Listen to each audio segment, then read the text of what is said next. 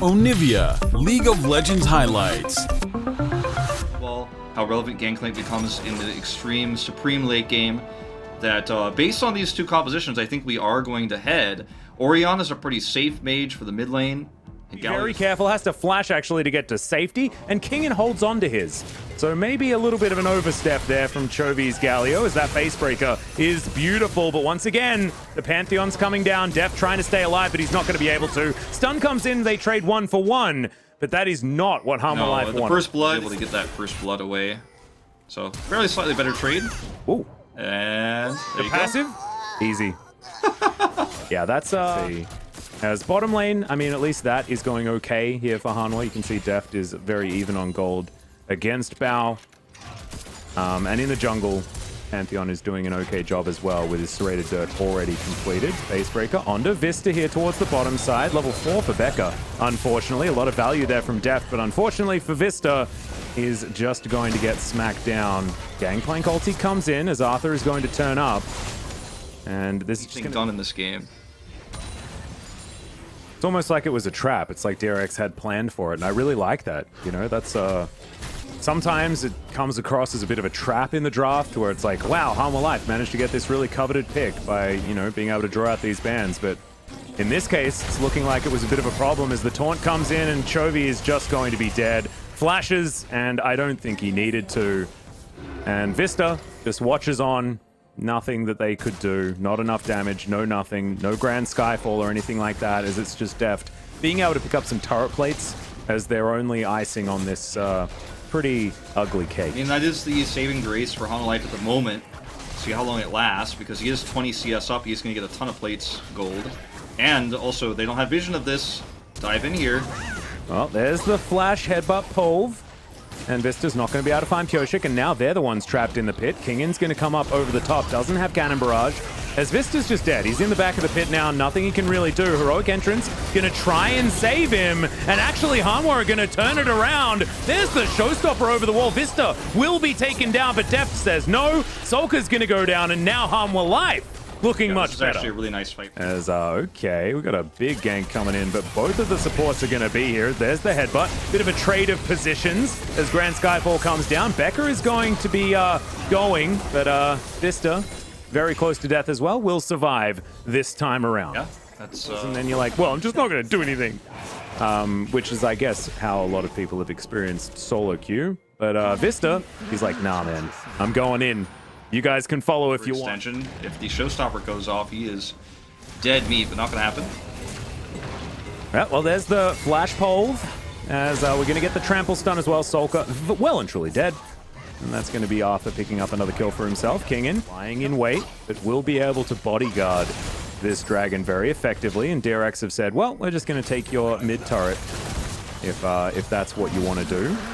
And the dragon will be taken down, turret as well. Now, will the team fight actually be successful as Morgan, Narvar in a great position, Deft dashing after King, and he has to flash to get out, but Becca not going to be so lucky. Solka with the 2-man shockwave.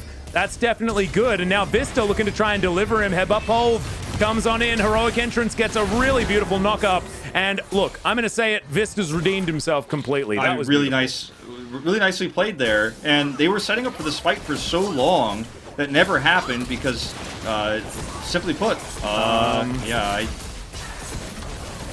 This is aggressive, to say the least. As Vista's over the wall, they know that he's over the wall. As Chovy goes in, 3-man taunts, beautiful. There's the Cannon Barrage finally, but Kingen's gonna go down. Deft grabs that kill, and it was all a bait. Why? What? No, don't face check. That was a bit of a silly move, as now Pyoshik gonna go in. He's gonna take down the Gnar. Arthur tries to kite it out, as Chovy will get on top of the kitty cat, and Vista will take away the kill. It is still a man advantage. Too much more is gonna happen. Chovy side laning, they're trying to play this 1-3-1 right now because of the fact that Chovy can obviously engage semi-global from far away, and he does just that. Speaking of which, yeah, 2-man shockwave does come in. Facebreaker down as well, as Becca looking to get in position, decides to go for the Constellation Cow, as Morgan able to get in there, get on top of everything, and he has the Narvar in perfect position. King into the face, but just is able to clear out the vision. More wards going over the wall as Morgan, thankfully, is mini-Gnar, and so he's able to avoid that particular spear. And this blue buff is not exactly the one that Kingen wanted. No. as Hanwha Life are going to come over, see whether they can punish him. Now he has to get out. Not going to be able to actually grab that buff. No, just another reset. What is going Morgan, on? meanwhile. 15 seconds on the Mountain Drake. Yeah, very scary place for Morgan to be, but there's no follow-up. There's no CC.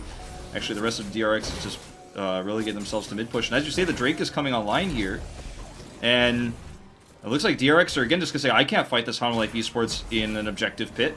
I'm just going to try to 5-man this, hard shove mid, and maybe even get an inhibitor turret during that Drake. I actually really like this choice. This is, again, bold decision-making by DRX in the late game. They do not hesitate. Yep, I like it. They might be able to actually take down this inhibitor turret as well.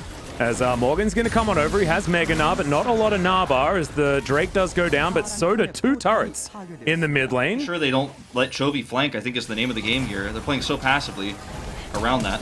All right, Vista goes for the flash once again, gets the flash out from Bao, which is good news, but the Grand Skyfall onto Solka. He goes golden as well. It's like a Messiah play, but on a Pantheon. Flashes out now as well as now Kingin in trouble once again. It's the Gangplank with the flank, and it's not what they want. Kyoshik also going to die as Becca is going to be the one to spare the blushes of his top laner. And Kingin, he lanes so well, but what is he doing in these positions? He's just... Oh, it's a disaster. He's just always putting himself in dangerous spots, and they lost Pyoshik as well on the side. Chovy ends up getting the solo kill there on the edge as he tried to buy some time. Vista, okay, they're going to dive onto Kingin here. Vista goes into his stopwatch. Beautifully done. The Pantheon's going to fall down, but Deft, he's managed to find himself some resets, and that is going to be the double kill. Chovy goes golden. Solka's going to kill him. And Hanwha Life now find themselves with only... anything else. They didn't even get Drake priority at the beginning of this fight that's starting up now, but they were able to wrestle it away. Oh, Chovy.